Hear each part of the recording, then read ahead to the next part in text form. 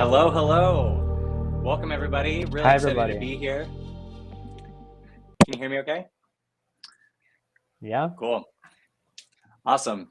Yeah, really excited to be here. Welcome, everybody who's joining us today. My name is James. I'm the head of community at Octant, and we're going to be chatting some really exciting things today, both just in the general Ethereum landscape and what's going on the staking side of things there, and then some exciting things that we've been working on in the background between Octant and Diva, and how that kind of bridges back to addressing some of the staking ecosystem challenges that we're currently noticing right now.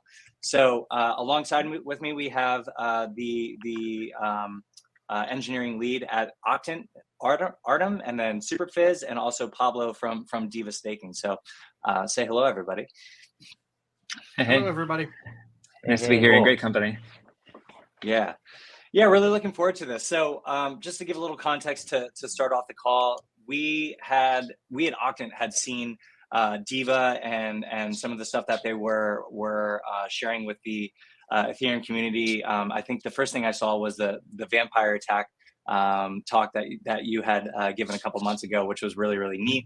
And that actually opened my eyes to really how big the issue is with some of the centralized stuff going on within the Ethereum ecosystem. So maybe we just want to set some context first and kind of talk about some of the challenges that we're seeing right now, and then we can jump into what we have going on behind the scenes with Diva and Octant.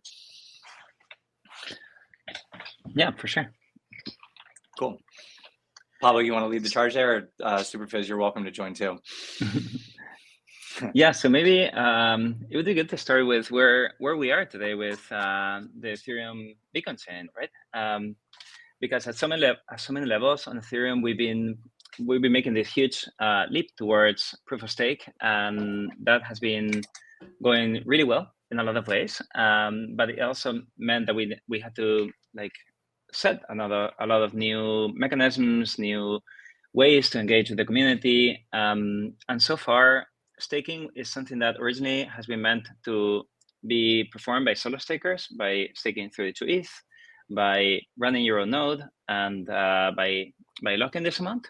And some of the first issues that we saw were with validator centralization, where we had some clients that were dominant and some still are. So some of the work that already happened and where we're doing well and where we're succeeding is the software powering the Beacon chain, which are the clients, have gone through these stages where it has been more centralized with Prism before. And thanks to bringing this visibility into the ecosystem, everybody has been gradually moving and diversity has improved a lot. There's another area where we have the execution clients where we still have huge risk with Geth, which although it's an amazing piece of software, we're still over-reliant on pieces like Geth. But because not everybody is solo staking and there's been liquid staking solutions, there's been a trend towards using more and more liquid staking tools, and that's led to a kind of change in the composition of the network, where maybe we were expecting to have a lot more solo stakers, which honestly would be the best for the ecosystem with maximum diversity. What we're seeing instead is that we still have a lot of centralization in some providers, which a lot of them are permissioned, like Lido, which is relying on 37-ish entities, or some other exchanges like Coinbase, Binance, or permission operators like Figment. So in areas like this, we still have a lot of work to do. And yeah, well, one thing that we've been working on at Diva is like a different kind of solution to help us shift away from this completely permissioned, towards a completely permissionless model. And from this list, each solution is offering different pros and cons. What they have in common is that a lot of them are quite convenient for the user. You can simply stake and hold. There's solutions like Rocket Pool, which already offer a very convenient and very, very good permissionless solution. But the problem is we don't have enough of these solutions. So we have solo staking estimated at 6.5%, Rocket Pool with 2.8%, and practically the entirety of the rest of providers are still permissioned. So that's something that we're working on new models. That's part of the work that at the Diva community we're doing. And Octant has been one of the pioneers in kind of using staking in new ways. So what I'm super excited is it feels like our missions overlap a lot. And maybe for those of us who are not familiar with Octant, it might be good kind of to present a little bit of the amazing work that you're doing with public goods funding.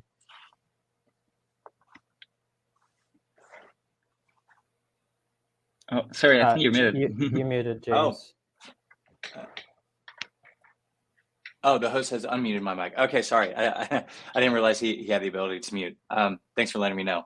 So yeah, to give a little context about Octant, Octant is a project that's born out of Golem Foundation. And so if we have any OGs in the crowd here that remember Golem, you might remember that we had a really successful crowdfunding round back in 2016. It was one of the biggest in the Ethereum space. And so fast forward to 2019, because the Golem treasury had appreciated so well, Golem actually split up into two separate entities. So there's now Golem Factory, which is still building that initial mission for a peer-to-peer marketplace and for computing power.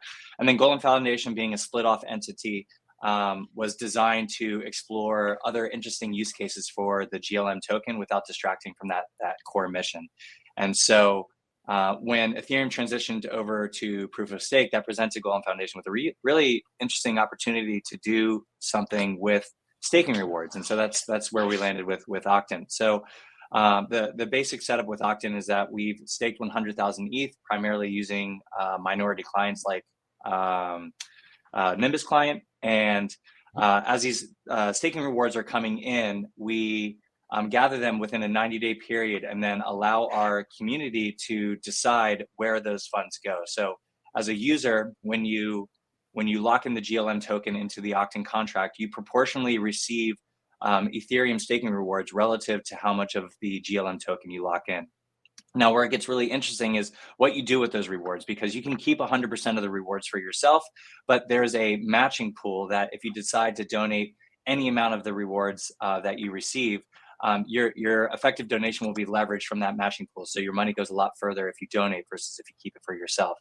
And so we just ran our first round, which concluded at the end of October, and we saw some really great things, including Protocol Guild and HyperCerts, Tor Project, Roadkey, some really amazing projects both in and outside of the Ethereum ecosystem, receiving some pretty substantial rewards. So a really good thing for us to build on top of. But we're recognizing that in order to grow, in order to have more impact, conversations with really interesting tools and technologies like Diva make a lot of sense for us, because if we can have more impact in the space and grow rewards for both our users and public goods, then I think that's just a win-win in terms of both the Golem ecosystem and the broader Ethereum ecosystem. Oh yeah, go ahead, Artem. Yeah, I'd just like to add a little bit. Thanks for the introduction. I think it was great. And adding to the topic about like the centralization of Ethereum and where it's all going, I think in the end of August, the voices about centralization risk became louder. People were talking about this before, but I think in the end of August, I saw the podcast with Danny Ryan, and there was the conversation about like vampire attacks and what do we do as a community to make sure that we minimize centralization risk, et cetera, et cetera.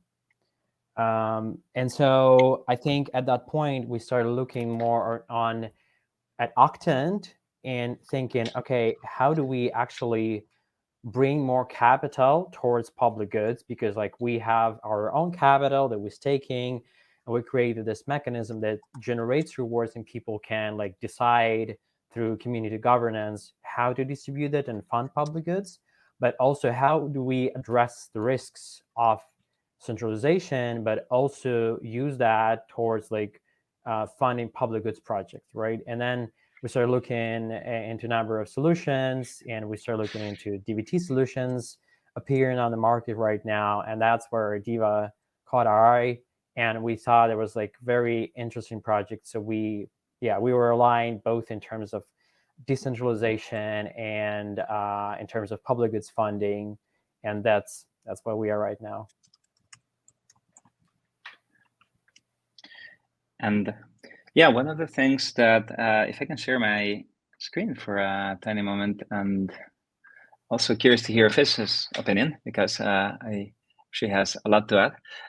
But these are some of the projects that Octant has been supporting. So they're all very Ethereum aligned, like Protocol Guild, things kind of more adjacent, like Tor, Giveth, Gitcoin. So a lot of the really dear projects, also ETHStaker, that help make our ecosystem amazing. And for me, this feels like an amazing playground, right? Like there's this playground where people can come and, like find alternate models to finance. And where it intersects a little bit is what we learned with Diva, is that when we were talking to users, we realized that there's different ways that people engage with staking. And that can be like simply staking your ETH, and then you get whatever, 4% rewards. And some people actually want the liquidity because they want to be DJs. They want to be lending, doing LP, bridging, and like playing with their ETH at the same time as they get the rewards. But other people could be running a node to power these liquid staking solutions.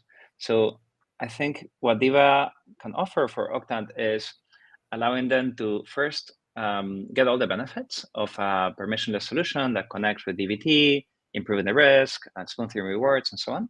But also allowing new use cases that are a bit more specialized. Like what happens when, instead of like just, and I say just because it's already amazing that you're staking 100,000 ETH for public goods.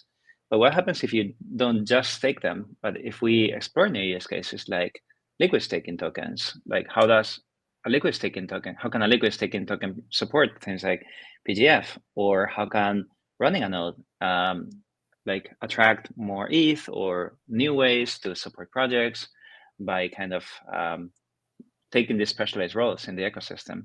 So I'm super excited because this feels like a completely new territory. And yeah, I think that this new technology gives us like the primitives to kind of play with new things. Well, I think what excited us the most when we started looking into Diva is that the attitude and approach of the Diva team was something like, we want to build something very decentralized and permissionless. And we know right now there are a number of challenges for like different liquid staking protocols on how to make sure that the rewards are distributed in a fair way. And there is right now still an issue between the flow of information between execution client and consensus client that might be solved in the future, but still haven't been solved. But also, like Diva looks at themselves as like another layer on top of the consensus, which runs in decentralized and permissionless way. And it both was aligned with our like value and approach that we also want to create more decentralization into ecosystem, but also create like a permissionless mechanism where part of the rewards that are generated from the liquid staking protocol can be donated and sent to the public goods, and people will be able like to decide and have like power in terms of what to fund and who will receive funding and what kind of impact they're going to create. One of my favorite things about what's going on with Octant and what is going to lead into Diva is I struggle a lot with looking like I'm virtue signaling. And it's something like I wrestle with in my head, like the health of the network, like we should do good things, and all of these like loaded words about like goodness and wholesomeness. At some point, I want people to kind of realize that I don't view that as virtue signaling. I view that as building network value in our network. And if we build long-term value in our network, we're all going to prosper. And so when I look at what Octant is doing, there's this treasure chest that they could continue to multiply by getting ETH. But rather than hoarding all of that, they are investing that 100K ETH into the ecosystem, which will have a long-term positive impact on the value of their Ether. And so it's so difficult for me to convey this idea that when you invest in public goods, when you invest in the development and growth and success of Ethereum and Ethereum staking, you're not throwing your money away. You're really supporting your long-term investment. You're supporting all of our future success, and that you'll get so much more in the long run than by extracting value, by getting as much as you can now. You'll get some, you'll kill Ether, you'll get some money, great. But the long-term potential of all of this is so extraordinary. I don't think any of us can really imagine it yet. Yeah, definitely.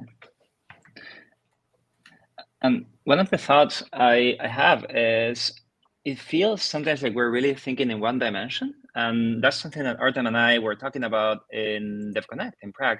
And we were thinking, well, where is this all going, right? Because it all started with cloud money. Like, we started with Bitcoin and we said, okay, we have money and that's gold and amazing. And then we came up with proof of stake and EAP 1559, and we started burning, and we're like super excited because we're all getting rich every time transactions go up. But I wonder sometimes if we've gotten lost in this deflation maximalism in a way, and we're just thinking of what's good for us now without thinking about what's good long term. So I just want to ask Artem for permission. Is it okay if I share a little bit of the ideas that we talked about there? Yeah, go for it. Cool. So I'm just going to share here because I feel like we need a new framework on how to think about things like this, right? And we said, we use this term called impact staking. And what if we have this new primitive in Ethereum, which is, there's this thing that's going to generate yield, but if we cut it in the right ways, maybe we can align things, because staking is in a way getting future yield and like kind of being aligned to that security. And if we say that Bitcoin is sound and Ethereum is ultra sound, that's because we're deflating, right? We keep issuing ETH, but we're burning a lot more. And of course, that keeps changing every day. And in a way, we're already so much better from a monetary perspective than Bitcoin, right? Because the supply is going down. But sometimes I feel like maybe we got caught in this idea of deflation maximalism in over-optimizing for the present. And there's this image I have in my mind of like, there's this bowl of water, and that water is maybe the Ethereum economy. And if we have this issuance of like, there's this magic issuance of ETH happening, right? And that goes to the people who behave and who support the network. But then you have those transaction fees. And it means whenever you use Ethereum, you're also taking money out of the system. And as long as this thing is flowing, things are changing hands, right? You have this velocity of money. And we have this monetary policy, which are the EIPs, that allow us to kind of put kind of a policy, right? We don't really have like a Fed in Ethereum, but we do have EIPs to control this. So we were asking, if Bitcoin is cloud gold, what are we building? Is this like a cloud nation? If it's a cloud nation, like what are we building in the first place? And if you're a 90s kid like me, you probably play some video games and you can think, okay, what's that nation? And if that nation is stagnant, the water's not moving, it's just getting like contaminated, dirty, nobody wants to be there, there's no life, where ideally you would want this thing to be flowing, right? And bringing life to everything in the ecosystem. And I feel like Octant's a really good example of that, of ways in which you can kind of play with interests and have this sandbox. But what in reality is doing is bringing real funds to real projects that can like flourish thanks to that. So here's the game reference. If you play Civilization, like I feel like Ethereum is a little bit like this Switzerland country where it's built on these principles of being open, being trusted, being neutral and resilient. And from that's kind of the core ideas, like the layer 0 values. And then you have like really good custody and contracts. And maybe you have great tools for discussion or trading, swapping. We're starting to have good communities. Like I think we're still in progress. I think we could probably say. And we're working on the frontier of privacy, identity, arbitration, but we still haven't sat down to think, what do we want to build? Like, do we want things like, do we want to work towards inclusion, towards funding for the commons, welfare, maybe long-term, people retire, or regulators, or security, education. And I think what's happening is because we have something that's so minimal and it works so well, we sometimes get like lose sight of what happens long-term. So this is an opinion, but I think monetary policy alone can lead to this tragedy of the common, and that we need new social and funding models. Because sometimes, if you think about present value creation, and you're just thinking in this line, I think there's also another line of like, maybe I can take less value today to get more value in the future. And maybe that means a little bit less yield, or making things that take a bit more effort, or maybe it means taking long-term commitments where nobody's willing to take those, or like funding things where you're going to be losing money, but the ecosystem as a whole is going to be winning. So I think if instead of this monetary maximalism, we start thinking of this North Star of what's going to be that future that Fizz was saying, I think we can find small contributions that can have large impact. And I think that this model pioneered by Octant of like impact staking, where you stake ETH, you can get the rewards, and some of that goes to public goods, is a really interesting primitive that we should work towards. I think we need to find a way to package this idea into a bite-sized chunk. And you have such great graphics, but it's hard. It's hard for us, for me. We share this idea that not maximizing profit now will maximize profit later. I wish that we could find a way to make that easily consumable so that it's a message that could spread, because right now it takes 20 minutes to convey that message, and then there's a 50% chance that it will even connect. But it does. It's such a valuable idea that there are so many value extractors. There are people who are saying, I'm gonna invest in ETH for 20 years, and so with that 20-year investment, I need to maximize my yield today. And our message is kind of like, if you want to maximize the value of your ETH, don't focus on your yield. Focus on the inherent value of Ethereum as a platform. I wish, and I don't have the mental imagery for it, but I see so many of the cool graphics that you create. I hope that like over time we can kind of aggregate or I don't know, land on one kind of meme that we can really use to share that idea. I could try to summarize, because like we were doing this presentation in Prague, and Pablo talked a little bit about this, and then I talked a little bit about this. And the idea that really resonates with me is that, as Pablo mentioned, right, Ethereum is like a nation state in a way, right? And every nation state has a function to fund public goods. And usually people don't even think about it too much, because these things just work, And if they wouldn't work, you would just stop functioning as the normal human being. You would have to take care of all these things. And then the way nations fund this is through taxation mechanism, right? And the taxation mechanism, they're mostly rooted in fear, meaning if you're not going to pay, and it's enforced by violence, right? If you're not going to pay, we're going to take a physical body and put it in jail, right? And because you're afraid of this, there is some responsibility, obviously, but many countries mostly like use fear, and you're afraid that you're going to be prosecuted, et cetera, et cetera. But in you gave an example of Switzerland. I think it's one of those countries that more approach it more in a responsible way, right? I mean, there's always like a spectrum, obviously, but I think if we think about this, that in a new state, the taxation must be approached from the responsibility point of view. And then it's not enforced by violence, but it's a self-taxation, right? You choose how much you want to donate. And that's exactly what we're doing at Octant. You can take all your money and go away. Nobody's stopping you from that, right? But then, like, that's first thing. It's rooted in responsibility, and it's self-taxation. Another point is that it's enforced by decentralized computation. It's not enforced by violence, right? And then there's also like a play. Either it can be self-taxation. Maybe at some point there will become some kind of mandatory tax, like 1%, 0.5%, that's going to be enforced by decentralized computation without violence, and everybody who will be part of that system will agree with this. But I think like the key messages that resonate with me is that it's rooted in responsibility, and second, it's enforced by decentralized computation, right? And if you want to be a good citizen, if you want to be a part of that system, you can also think, how do I make this system better, right? And then going back to your previous point, Superfizz, about like that Golden Foundations takes that 100,000 ETH and gives a part of that to fund public goods. There's this meme coming to me recently all the time from Spider-Man, right? With a great power comes great responsibility.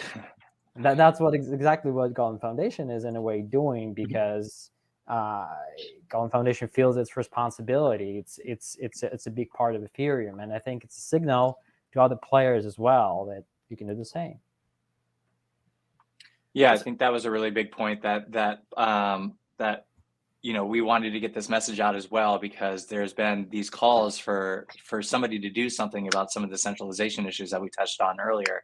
But with everybody being aware of what was going on, there was still action that needed to be taken. And I think in part, this is why we're having this conversation today is to say, hey, we are taking this action. We want to support the health of Ethereum, and we want others to join us along with that, so that there's this aspect of balance that gets restored back to the health of Ethereum's decentralization.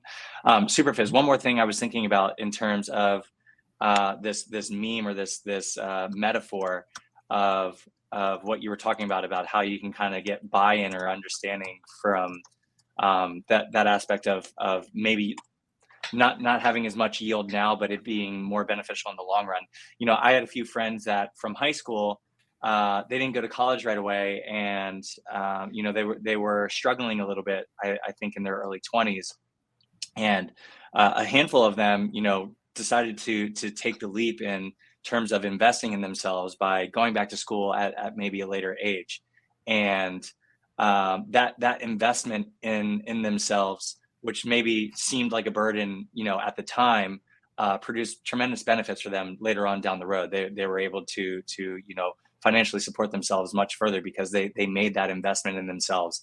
And so I kind of see this in a way in a similar sort of methodology, that like in the short run, you might be seeing less of a financial impact in terms of what you're accumulating for yourself, but it's this broader investment into the ecosystem that you obviously have skin in the game by staking ETH. Therefore, this investment is going to work out a lot better for you in the long run, because you're making that conscious investment for more impact to come down the road. Yeah, a lot of this, I don't want to get into like finance or politics, but a lot of this comes from my understanding of corporate America, that the focus of corporate America is something like quarterly profits. And it doesn't matter what's going to happen in 20 years. Everyone's focused on this quarter. And I feel like that is such a disservice to,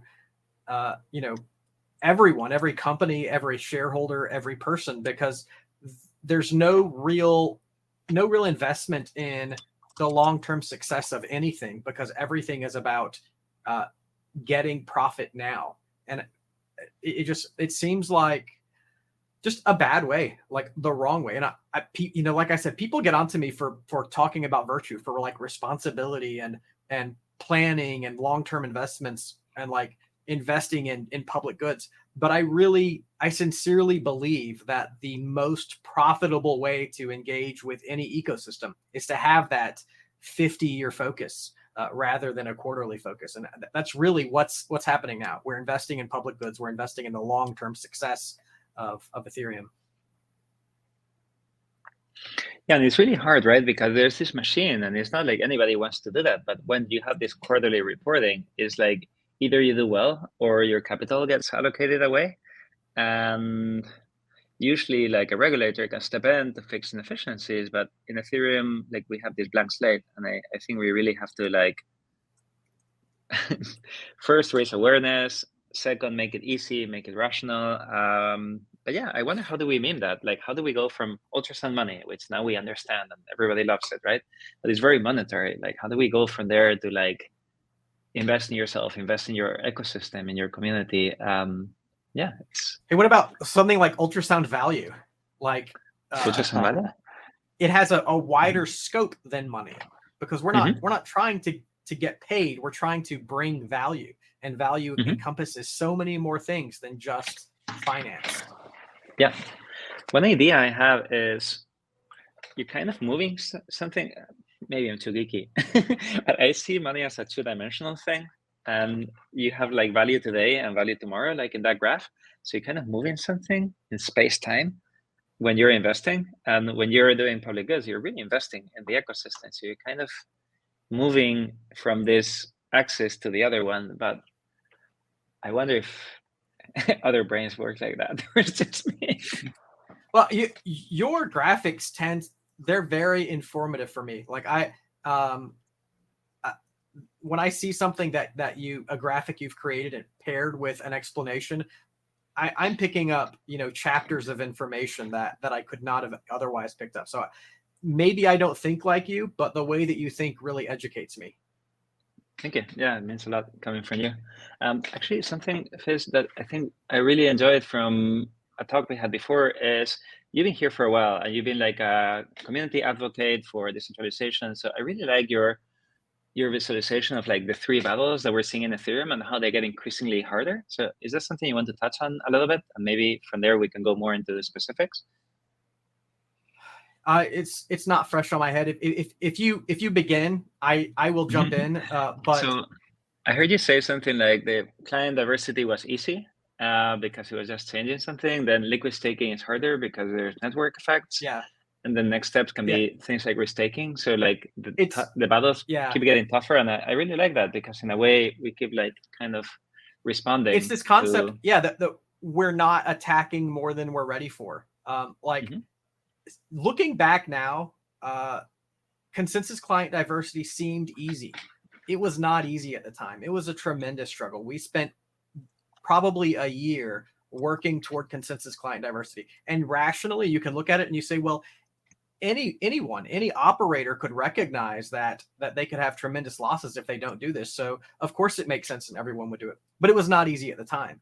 And now we're moving into the second battle, which is entity diversity, entity size. And we have entities who are acting in their best interest to grow. And this is kind of the first conflict. Like there is we're not just openly fighting for the success of the chain. There is a specific party who is making these actions against our chain.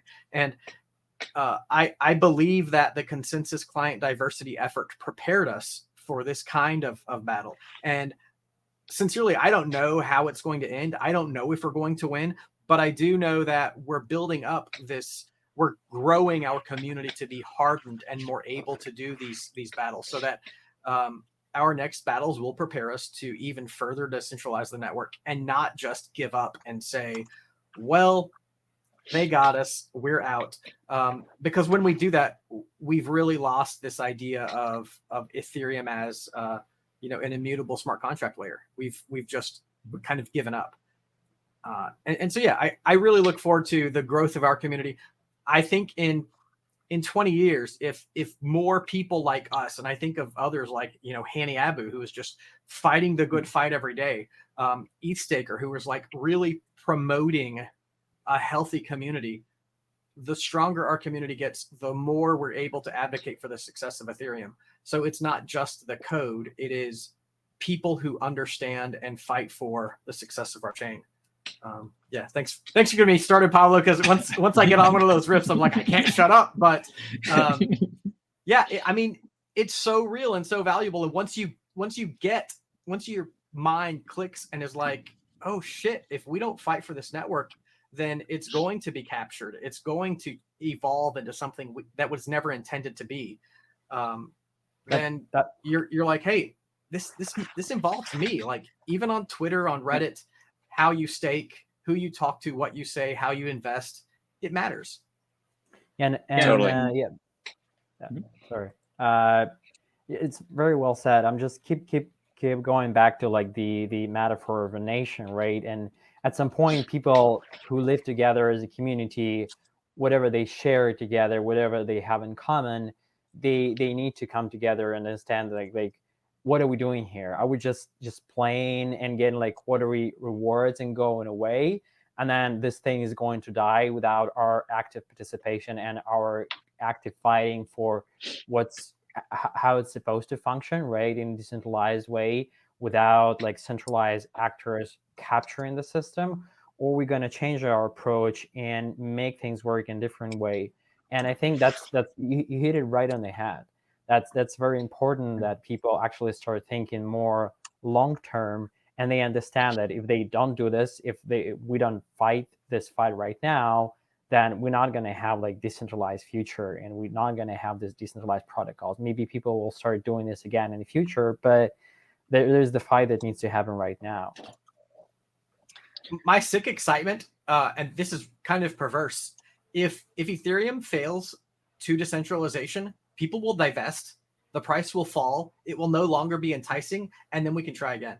Like we'll try to build value again, we'll decentralize again, and it'll work for a while. If it doesn't catch on, if it doesn't happen, then people will divest, the value will fall, people will leave, we can try again. Totally. I think that's oh, go ahead. Sorry. No, one last idea is, sometimes I feel like we talk of decentralization like it's ideal, but somebody, Vinay Gupta, said something to me I really liked. It's not an ideal.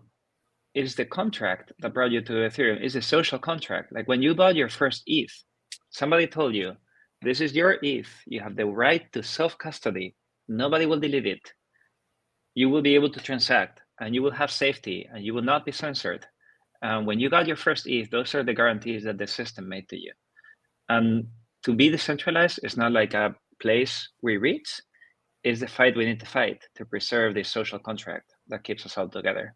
So I really like that idea. I sincerely look forward to much of that fight happening in code at some point. I really believe the protocol will harden to enshrine decentralization, but until that happens, the community is that stopgap. And if we shirk our responsibility, then the code won't have time to be developed to a point to support that. Yeah, that's a really, really good point. I think that's actually a really good segue, because one of the things as leading the community and getting to talk to a lot of people in the broader Ethereum ecosystem, when they first see Octant and they're asking questions about it, I think there's a lot of skepticism about where Octant might be able to go. Like it's not very clear that beyond what we have right now, that there's much room for improvement or room for growth. And so part of the reason and why we're so excited to be partnering with Diva, I think kind of comes back to answering those questions or those concerns that broader community members have about what the trajectory for Octant might be. So kind of coming back to the announcement and like what this means for the Golem community and what it means for more broadly like the Ethereum community that we're trying to inspire and considering to join us in this mission that we have. Let's maybe talk a little bit about what the future might hold for Octant and Diva's partnership and what that might look like. Arden, you maybe want to jump into that, or Pablo? Yeah, I'm happy to talk a little bit about this. So yeah, as I mentioned before, when we discovered Diva, we got really excited about what like potential collaboration it can bring together.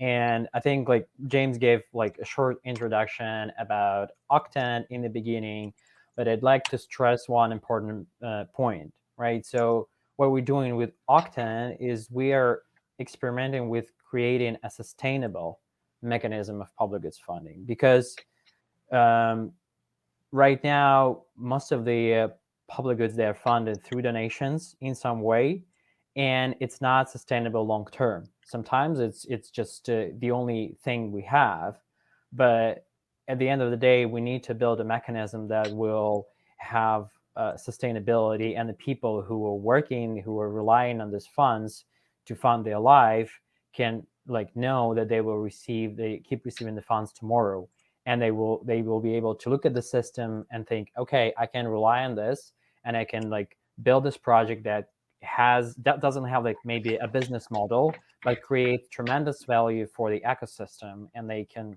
keep being committed to that project, right? And then, as I mentioned before, we started thinking about how we can grow this capital, because we're using this capital to generate rewards that go to public goods projects.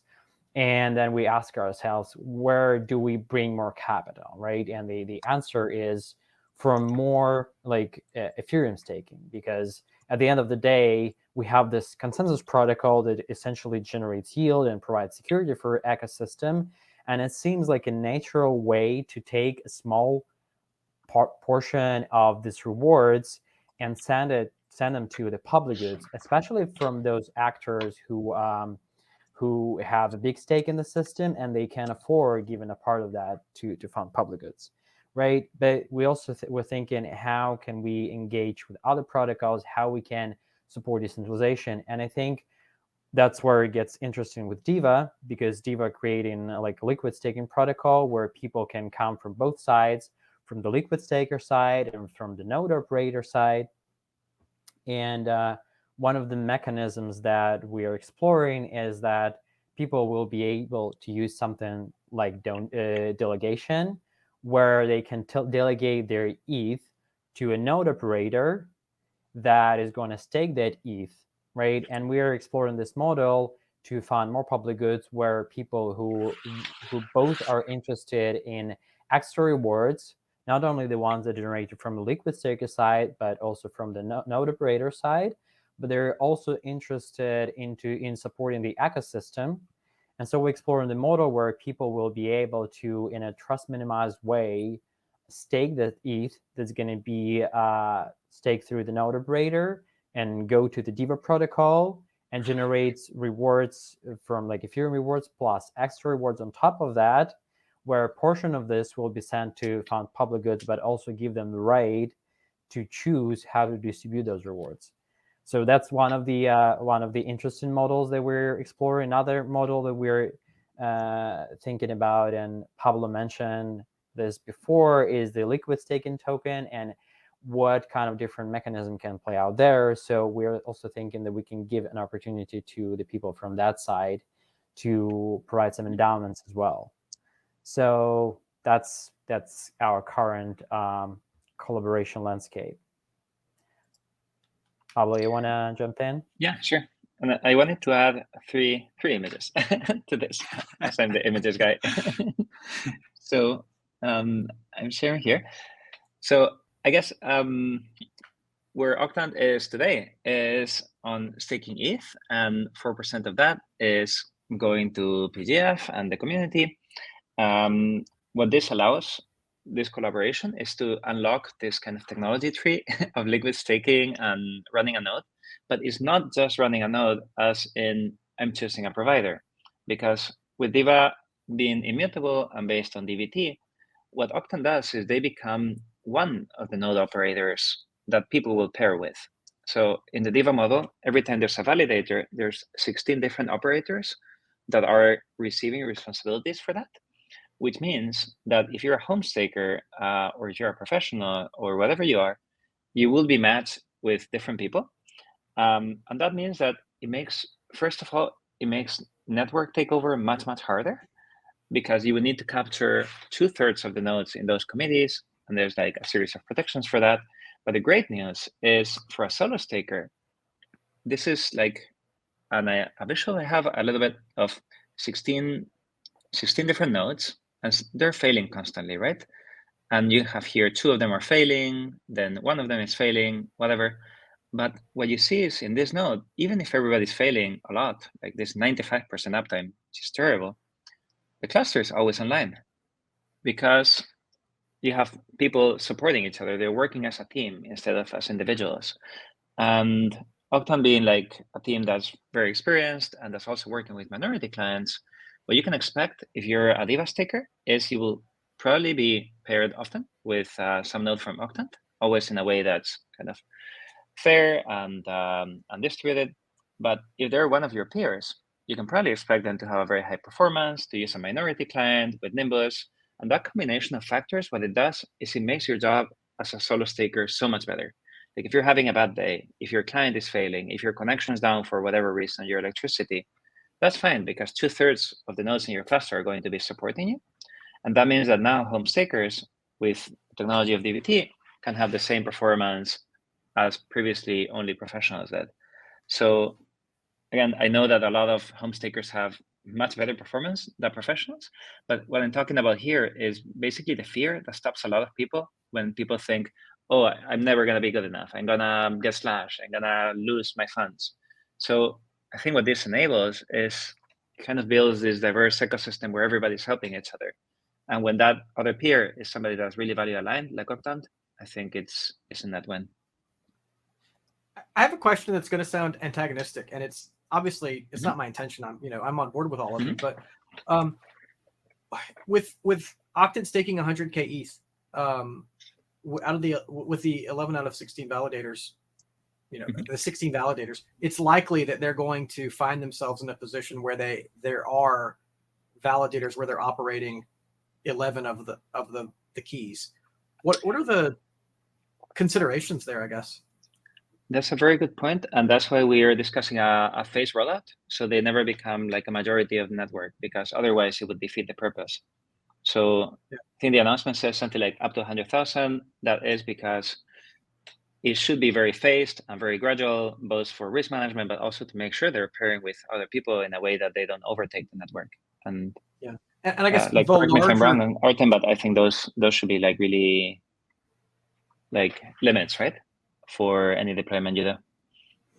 Yeah. Obviously, there are limits, and in terms of like rollout, the technology is new, and we obviously gonna start slowly, right? Both from the point of view of the security, but also from the point of view to make sure that the Diva system grows naturally. And I'm optimistic that there are going to be flows of capital towards Diva, and that Octant will might not be the biggest of the like people providing capital. We don't know that yet, obviously, but I'm not that concerned because of those two reasons, right? And we're not gonna roll out quickly, and that's number one. And the number two is that we will have some limit compared to how much of ETH we have and how much we still thinking how much it's going to be. It's going to be up to 100K, but we don't know how much specifically.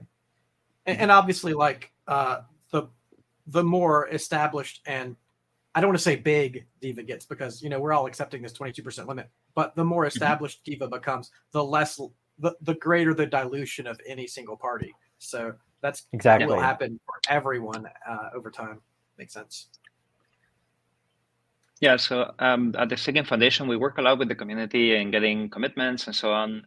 And I would expect that Octant eventually will become like a slice that doesn't represent a majority, like by far. But that's something we still need to see, and we still need to work towards. But I think there's a lot more to be excited than to be concerned about if it's done in a responsible way.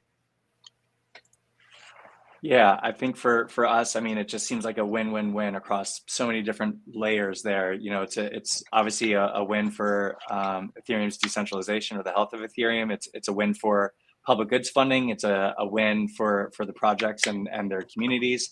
I see this just as being beneficial for all. And when you can really hit that aspect on different layers, it's really, really exciting. And so, when we've been working behind the scenes about this and eventually made the decision to make this announcement, that's why, as a community builder, that's why I'm really excited, is because, this is going to directly impact our community and the broader Ethereum community in a positive way. So it's what has me so excited. The big picture here is Octant with a large treasury, or, even. So while I sincerely appreciate Octant, even if you remove the name, a large treasury recognizes the value of DVT staking and recognizes the value it brings to our ecosystem. And that's fantastic, because DVT could have been a corporate only model. It could have been a way for Coinbase to secure their validators, rather than a way that individuals are more integrated into staking. So it's fantastic. I'm so excited to see how this is evolving. And I'm looking forward to see more people and more projects actually looking into DVT and realizing that it's not only about a resilience of like one node operator, because that's what most people use it right now because of lack of like production level incentive mechanisms like Diva was working on, right? But people will recognize that it's actually being used for all the purpose it was built for, resilience and decentralization, because you will be able to distribute the key shares between different holders and make the code work in a way that those machines come to consensus, and it creates more decentralization and more resilience for the whole ecosystem, not for a small group of people. Yep, I like to think about it as a layer 2 for the Beacon chain. Like we have layer 2s for execution, but yeah, this is kind of like one implementation. I'm not saying it's the only one or the final one. Maybe somebody comes up with a ton of new improvements, but it's a way of redefining the rules. The rules in the base layer are rigid for a good reason. But yeah, when you kind of create these sub networks, you get a new sandbox. So that's an exciting new area. Yeah, I can easily say, and I certainly don't mean any disrespect to the other DVT developers. Like they have great products, but Diva is definitely the DVD product that I'm most excited about hitting mainnet, because I think it brings the most value to the network, not just to some individuals, I guess. Thank you. I'll pass it to the team. I'm just an evangelist. I mean, and that's not, honestly, I don't intend that as a compliment for you. I intend that as like my excitement for Diva. Like it is one of when I get my head around something that excites me. And I was like this for Rocket Pool for 2 years, and people are like, Fizz, shut up about Rocket Pool. Nobody cares anymore. But when I see one of these products that just revolutionizes and brings like so much right-minded value to our network, like I can't help but talk about it. I'm just excited about it. It's a fantastic development. And to have Octant vouching, like saying, hey, we see this value, we want to be a part of it. How can we work together to bring value to the whole network? It's great. Like nothing makes me more happy. Yeah, sure. and I think I really love this interlayer collaboration. Speaking about win-win, and there are a number of projects right now in the ecosystem that also talking and thinking about public goods, including like Optimism, right, and Gitcoin from the early days, and there are other projects like Drips, et cetera, and like as technology matures, right, and we're part of this ecosystem, we recognize that we can create the mechanisms like this one that is going to actually like fund public goods and fund the protocol layer and fund the projects that don't have like revenue streams as the application layer, for example. And I think that's also one of the most important things for us at Octant, because we are trying to build that system, and we started with that amount of capital. And then we recognize Diva in general, like other DVT solutions, but Diva specifically, for ability to build more resilient system, right, that will support decentralization. And as I mentioned before, like we're values aligned on this, and it's very important because that's where the social layer is. That's the ultimate layer. And if more people will recognize that, then I think we will have more brighter future for Ethereum. Well said. Yeah, for sure. So I'm having a look at the comments here. Some people were asking, some people remarked that you're playing handpan. Is that a musical instrument? Oh yeah, I have a handpan. Oh, it is a handpan. Yeah, totally. I used to, when I was 4 or 5 years old, bang on everything as if it were a drum, and it drove my parents crazy. So I just thought to satisfy my inner child by getting something that I can bang on, and that's the extent of my musical ability. But yeah, it's a lot of fun. I highly recommend if you enjoy just banging around on something to check the instrument out. It's a blast. I just pulled up the comments. I'm kind of happy that Nelson, I didn't read these before, but Nelson Rodmar and I had the same curiosity about how do you do this in a safe way? And yeah, I'm glad that you all had a satisfactory answer. How does this benefit Golem? That's a fair question. Ooh, are we allowed to share that part of the model right now, Artem? I don't know if we are. Well, no, I mean, the model is still in progress, but the point is that in general, at the Golden Foundation, we created a mechanism that incentivizes people to lock GLM token, like on one side, and receive the rewards, right? And there's a curve which creates both like matching pool and the individual rewards that creates user engagement. But the part of those rewards go back to the Golden Foundation. So not all of the, like in general, like I'm talking about Octant, right? Not all of those rewards go to the users. Part of this goes to the Golden Foundation. Right now, I think it doesn't cover like all the costs, because the first epoch, we essentially decided to give away, I think, almost everything, just covering the operational costs. But in the future, we hope that it will actually cover more for Golden Foundation.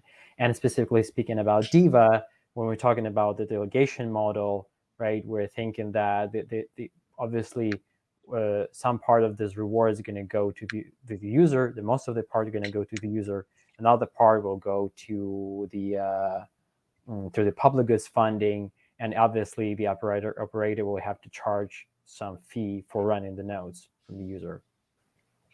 Yeah, I think to touch on that, so to TLDR it is increased rewards for the user, increased rewards for public goods, and then we're also exploring how we, within this framework that Artem described, how we can bake into the equation the GLM token so that there's utility within the model itself. So beyond just what Artem's referring to within locking GLM into Octant, there's other interesting ideas that we're exploring right now to have the GLM token be integral into some of these topics that we've discussed a little bit earlier in the call. So that's why I'm really excited about it for the GLM ecosystem. But also, like, going to the question, like how Golden Foundation benefits from it.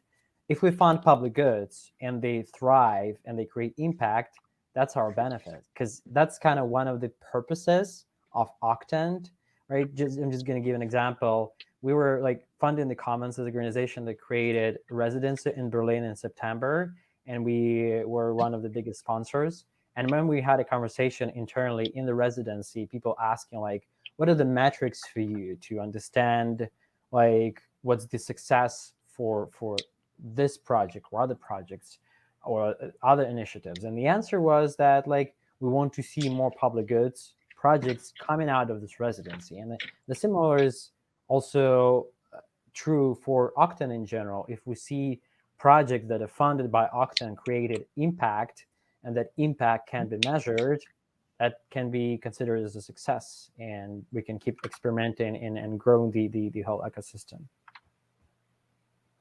Yeah, I think what was the question about Golem Foundation or like the Golem ecosystem or Golem community? Maybe Golem stakers, and it's Okay. Golem stakers, and I think it really does. It's this revolving theme we've had that Golem stakers are getting a reward. If their reward is maximized for long-term value, because part of it goes to public goods funding, which stimulates the ecosystem, which builds a stronger protocol, which pays them better in the long run.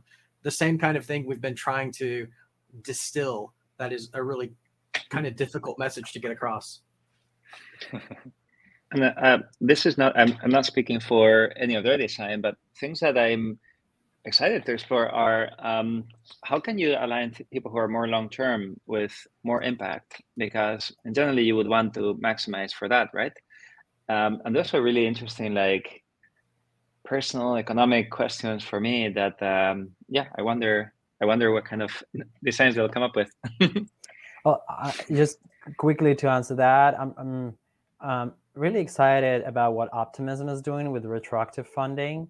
And I don't know like where it's going to land eventually, but the whole idea of it, the assumption is that if you know that by creating the impact, you're going to be rewarded in the future, right? It's the concept that changes approach in the mindset of people of how you do the work. Because right now we live in the world when you know that you're going to go to work and you're going to get paid. It's like proactive. And if you're going to, somebody tells you like, you're going to do the work and then I'm going to pay you in a year. And it's like, no, it's not going to work out. And if the world will be different, already right now, the model of the prospective funding could sound weird to you because we just got used to thinking about in this way. But right now we need, like in this world, really, we need to start optimizing more for impact, not for profit, because there's just, it's not sustainable, like on this planet to live this way. So, yeah. Well, I hate to say it, I feel like we could chat for another 3 hours on this topic, but we just hit an hour in our call here. I think we touched on a lot of amazing things, and I want to thank each of you for spending some time here and diving into the nuance, both on the partnership side and then just more broadly, you know, what's going on in the Ethereum ecosystem, because I think it's through these communications and amplifying the message that, you know, on the social layer, we need to do something until it's baked into the code. You know, championing these messages that we're talking about, because we all care deeply about Ethereum, is really, really important. So again, thank you to all three of you for joining and you know, sharing your opinions and what we're really excited about between Octant and Diva, and more broadly Ethereum as we move forward. I love to hang out with people I'm so in sync with. Like I'm not like we're preaching to our own choir. Like we all have this virtuous set of values for Ethereum that we all embrace. So it's really a great opportunity. So thanks for inviting me. Thank you. Yeah, always enjoy like Thanks, this kind everyone. of discussions. Yeah, Super happy to really be appreciate you all. Yeah, cool. Well, thanks to everybody who was watching. I appreciate you spending your time here as well. And yeah, look forward to upcoming announcements between both Octant and Diva. And yeah, we look forward to maybe chatting again soon when we have something interesting to share. Okay, Cool. thank you so much. Thanks, Cool. James. All right. Bye. Thank Bye. you. Cheers. Cheers.